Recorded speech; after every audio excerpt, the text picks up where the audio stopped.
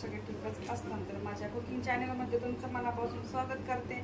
आणि हो फ्रेंड्स, ही रेसिपी जी आहे ना तर स्किप न करता असंच पुढे कंटिन्यू पाहत राहा.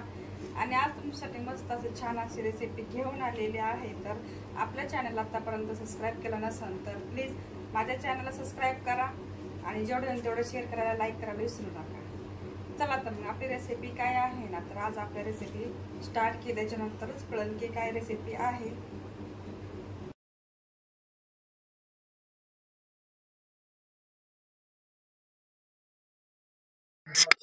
तर इथे घेतलेला आहे कुकरमध्ये जे आपण भोपळा चिरून घेतलेला आहे ना, तुम्ही इथं पाहत असाल कशा प्रकारे इथं कट करून घेतलेला आहे. आणि पाणी 1 ग्लास ऍड करायचं आहे. हे जास्त पाणी नाही टाकायचं. आणि आपण याला झाकण लावून 2 शिट्टी घेऊया. तर आपण गॅसवरती कुकर ठेवलेला आहे आणि तोपर्यंत काय करतोय, मेथीची गड्डी घेतलेली आहे. एक गड्डी आहे ना, त्यातली अर्धी गड्डी मी नेसून घेतलेली आहे आणि त्याला आता कट करून घ्यायची आहे.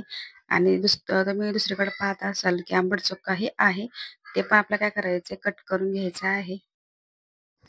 आणि आता कसं आहे, पावसाळ्यामुळे काय होतंय की खूप भाज्यांवरती माती बसते, म्हणून काय केलं, एका भांड्यामध्ये घेऊन सर्व काही स्वच्छ धुवून घेणार आहे. आणि त्यात माझी ना थोडीही इच्छा नव्हती बनवायची, कारण थोडीशी तब्येत खराब होती. पण मिस्टर बोलले की बनव, म्हणलं ठीक आहे चालते, बनवते. तर तुम्ही तर पाहिलं असेल की मी मेथी आणि आंबट चुका मिक्स करून त्याच्यामध्ये 1 तांब्या पाणी घेतलेलं आहे. आणि आता काय करायचं, हे पाणी स्वच्छ धुवून घ्यायचं आहे.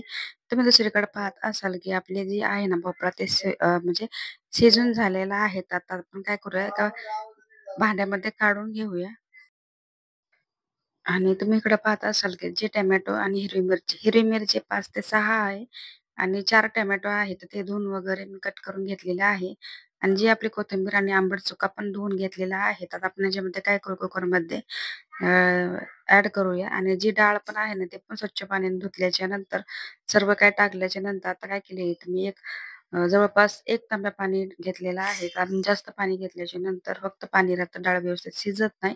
तर आपण ह्याच्यामध्ये आता काय करूया, हळद घेऊया. हळद घेतलेली आहे 1 ते 1.5 चमचा.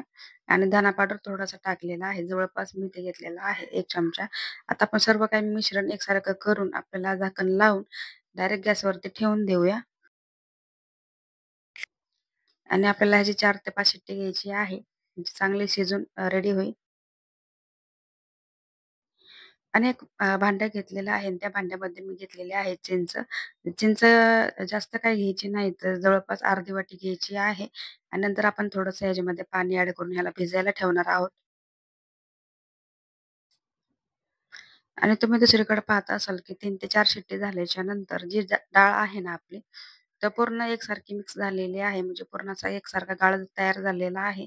आणि जी टोमॅटो वगैरे आहे ना, तर हिरवी मिरची वगैरे पूर्ण एकसारखी झालेली आहे. आणि दुसरीकडे मी चिकन पण बॉईल करून घेतलेलं आहे. तर आपण आता काय करूया, दालच्या आहे ना, तर दालच्या बनवायला घेऊया.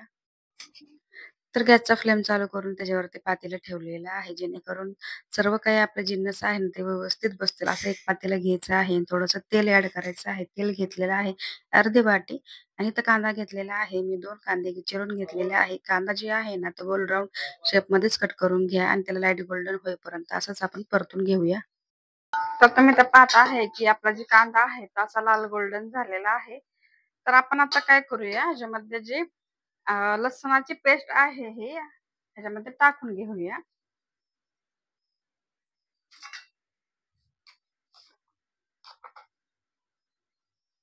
तर 3 ते 4 चमचे लसणाची पेस्ट टाकून घ्यायची आहे.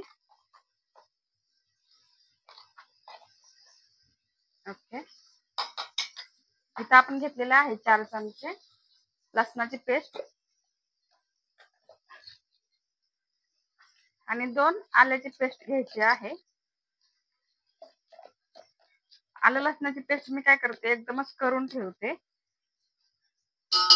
नंतर प्रॉब्लेम येत नाही. आता ह्याला काय करायचंय, पूर्ण तेलामध्ये परतून घ्यायचे.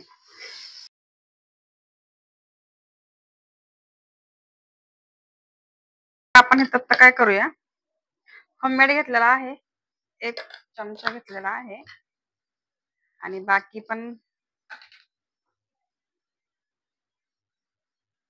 इथं आपण घेणार आहे चिकन मसाला 2 चमचे. औच भाजलं. आणि पण इथं घेणार आहोत आपण 2 चमचे मटन मसाला. दालचा मसाला असेल तर तुम्ही त्याच्यामध्ये टाकू शकता, काही हरकत नाही.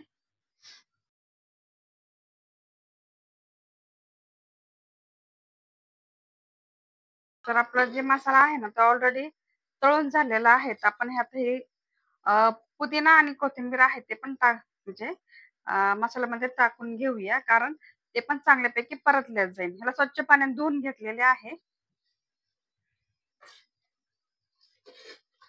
आणि फ्रेंड्स, मी हा मसाला जे भाजते ना, इतका छान सुगंधित वास सुटलेला आहे ना, तर तुम्ही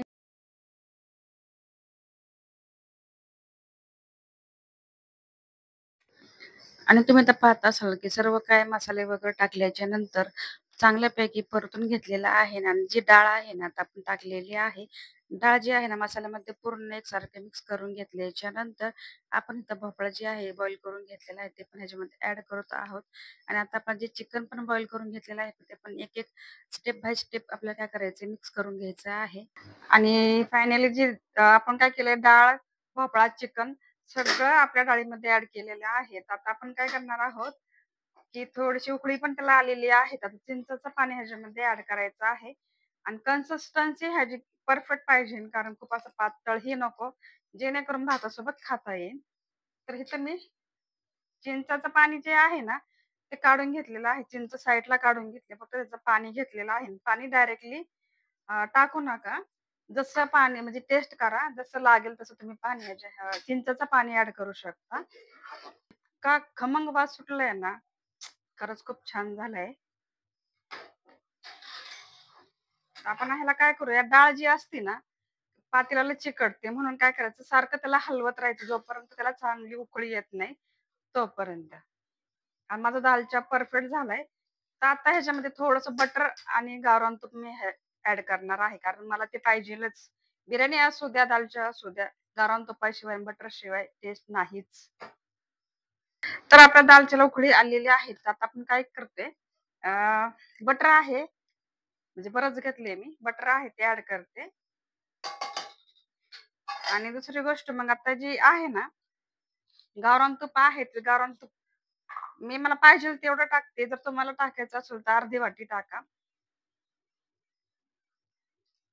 ओके, धन्यवाद. गॅसचा फ्लेम एकदम कमी करून झाकण ठेवून याला 10 ते 15 मिनिटं आपण असंच ठेवणार आहोत, जेणेकरून त्याची पूर्ण म्हणजे एकत्र होईल आणि त्याची तरी जी आहे तर भारी येईल अशी.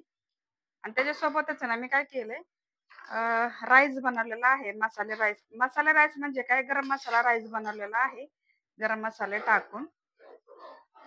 थोडस मीठ कमी आहे तर फ्रेंड्स आपण काय करूया, थोडस मीठ टाकून घेऊया. तर फायनली आपली जी दालच्या रेसिपी आहे ना, ती एकदम झालेली आहे. तुम्ही तर पाहू, ज्या ज्या ताईंनी माझा हा व्हिडिओ पाहिला असेल त्यांचा मनापासून आभार मानते. हा व्हिडिओ मी इथंच सेंड करते. व्हिडिओ आवडला असेल तर व्हिडिओ लाईक करा, चॅनलला सबस्क्राईब करायला अजिबात विसरू नका. भेटूया नेक्स्ट व्हिडिओमध्ये. तोपर्यंत स्वतःची काळजी घेत सर्वात महत्वाचं खात राहा. रोजच्या रोज असंच कंटिन्यू भेटत जाऊ. हो ताईंनो, भावांनो, बहिणींनो, प्लीज माझ्या चॅनलला जेवढं तेवढं शेअर करायला विसरू नका. बाय.